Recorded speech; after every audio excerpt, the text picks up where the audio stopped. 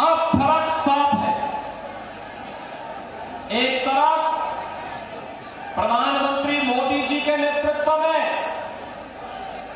पिछले 10 वर्ष के अंदर आपने बदलते हुए भारत को देखा है।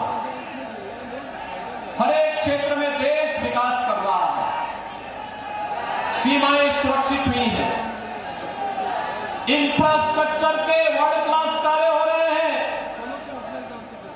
विरासत का सम्मान हो रहा है, गरीब कल्याणकारी योजनाएं बिना भेदभाव के हर गांव, हर गरीब, हर किसान, हर नौजवान, हर महिला तक पहुंच रही है।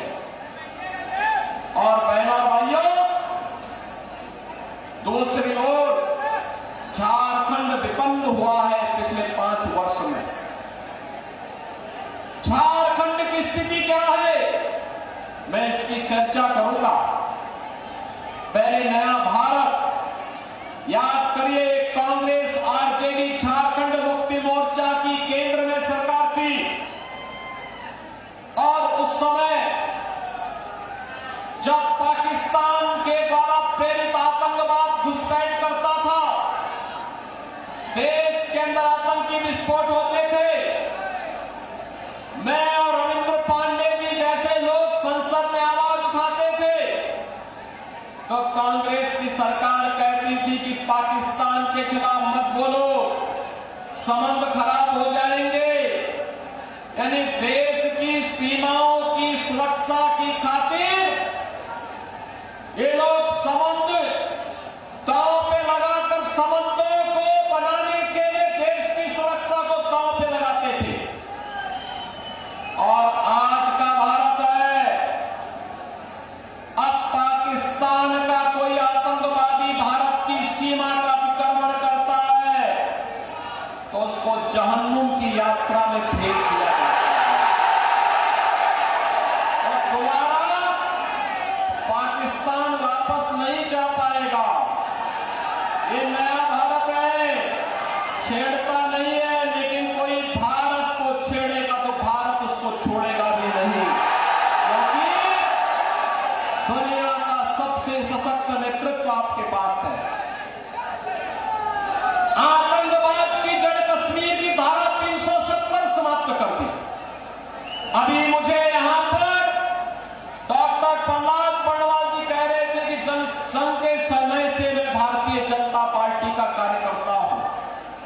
बहनों और भाइयों, जनसंघ के समय में भी भारतीय जनता पार्टी की स्थापना के समय भी एक नारा गूंजता था, एक देश में 2 प्रधान, 2 विधान, 2 निशान नहीं चलेंगे, नहीं चलेंगे। और यह नारा लगता था।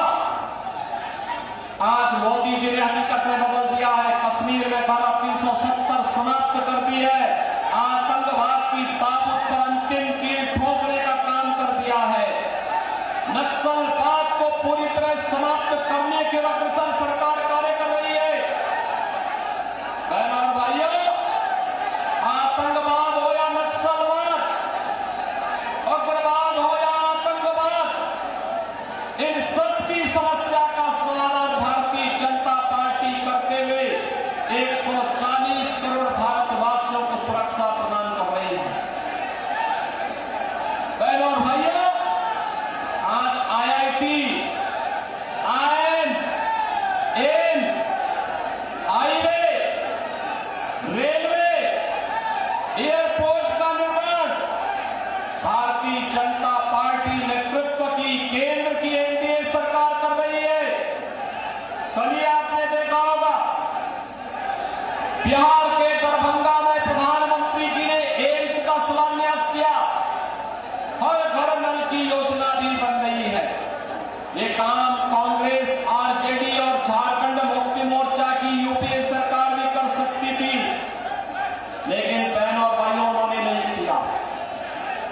आज देख रहे होंगे, देश के अंदर 4 करोड़ गरीबों के मकान मोदी जी ने मात्र 10 वर्ष में बनाए। 10 करोड़ गरीबों के घर में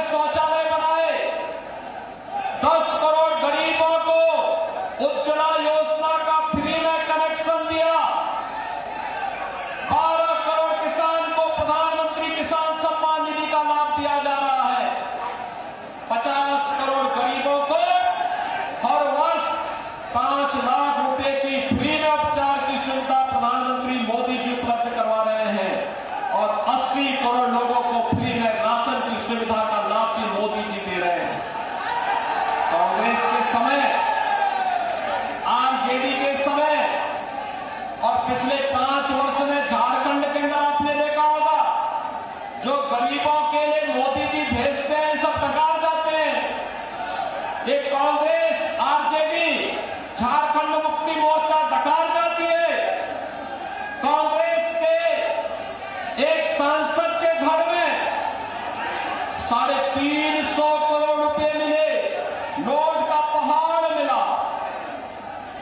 झारखंड मुक्ति मोर्चा की सरकार के एक मंत्री के घर में 35 करोड़ रुपए मिले।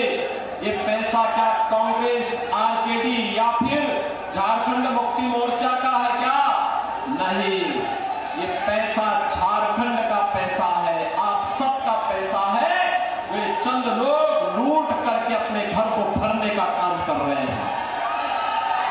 इनकी डकैती को रोकने के लिए और डबल इंजन सरकार का क्या लाभ होता है उसका एहसास कराने के लिए मैं आया हूं आपके पास। उत्तर प्रदेश में भी यही जंगल रास्ता जो आज झारखंड के अंदर है, 2017 के पहले वहां भी लव जिहाद की घटनाएं घटित होती थी, वहां भी कर्फ्यू और दंगा होता था, वहां पर भी लैंड जिहाद होता था। आज उत्तर प्रदेश में न लव जिहाद है, न लैंड जिहाद है, न कर्फ्यू है, न दंगा है। यूपी में सब चंगा है,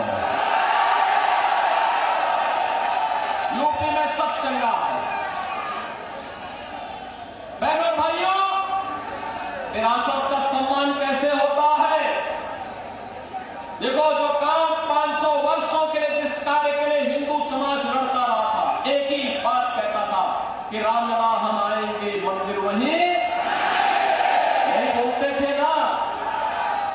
और देखो, कांग्रेस 65 वर्ष में नहीं कर पाई। आरजेडी तो राम मंदिर का विरोधी थी, झारखंड मुक्ति मोर्चा भी मंदिर की विरोधी थी, और उत्तर प्रदेश में डबल इंजन की सरकार आई। मोदी जी के नेतृत्व में मात्र 2 वर्ष में अयोध्या की समस्या का समाधान हो गया, रामलला फिर से विराजमान हो गए। बहनों और भाइयों, आज झारखंड के अंदर ये जो इंडी गठबंधन, कांग्रेस, झारखंड मुक्ति मोर्चा और आरजेडी की सरकार कार्य कर रही थी, यह आपस में लड़ाने का काम कर रही है। संथाल को मुंडा से लड़ाएगी, पासवान को मुसर से लड़ाएगी, जाति को आपस में लड़ा करके बांग्लादेशी घुसपैठियों को, रोहिंग्या मुसलमानों को, आपकी जमीनों को कब्जा करवा करके आपके संसाधनों पर लूट खसोट करवाएगी। और इसीलिए तो मैं आपसे बार बार कह रहा हूं, बटे थे बहनों और भाइयों, तो अयोध्या का प्लान छेड़ना पड़ा था। बटे थे तो पाकिस्तान और बांग्लादेश बन गया। बटे थे तो काशी में अपमान झेलना पड़ा था। बटे थे तो बहन बेटियों की इज्जत के साथ खिलवाड़ हुआ था। इसलिए बटे थे तो कटे थे, कटेंगे तो कटेंगे। एक रहना है, एक रहेंगे तो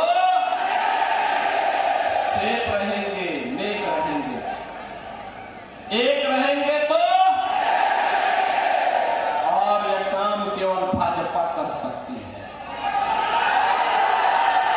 भारतीय जनता पार्टी इसीलिए श्री रविंद्र कुमार पांडे जी को अपना प्रत्याशी बना करके आपके बीच में बेरमो विधानसभा क्षेत्र में उन्हें उतारी है। एक वरिष्ठ नेता है, संसद में झारखंड के लिए लड़ते थे, यहां की रेलवे के लिए, यहां के हाईवे के लिए, यहां के किसानों के लिए, यहां के नौजवानों के लिए, यहां की पान और बेटियों के सम्मान के लिए वे लगातार आवाज बुलंद करते थे। और आज भारतीय जनता पार्टी ने उन्हें प्रत्याशी बना करके फिर से बेरमो विधानसभा क्षेत्र के भाग्य की बदलने के लिए उन्हें चुनाव में फिर से उतार करके इस क्षेत्र के विकास को तेजी के साथ आगे बढ़ाने का निर्णय किया। और इसलिए बहनों और भाइयों, मैं आप सबसे अपील करने के लिए आया हूं, भारतीय जनता पार्टी के प्रत्याशी श्री रविंद्र कुमार पांडे और मैं दोनों संसद में साथ साथ हम लोग एक साथ रह करके काम करते थे। मैं देखता था किस मजबूती के साथ वो लड़ते थे वहां पर, और इसीलिए मैं उत्तर प्रदेश से आया हूं आपसे विनती करने के लिए, आपसे यही विनती करने के लिए आया हूं। रविंद्र कुमार पांडे जी को भाजपा ने, यहां पर जेडीयू ने, एलपीजी ने अपना प्रत्याशी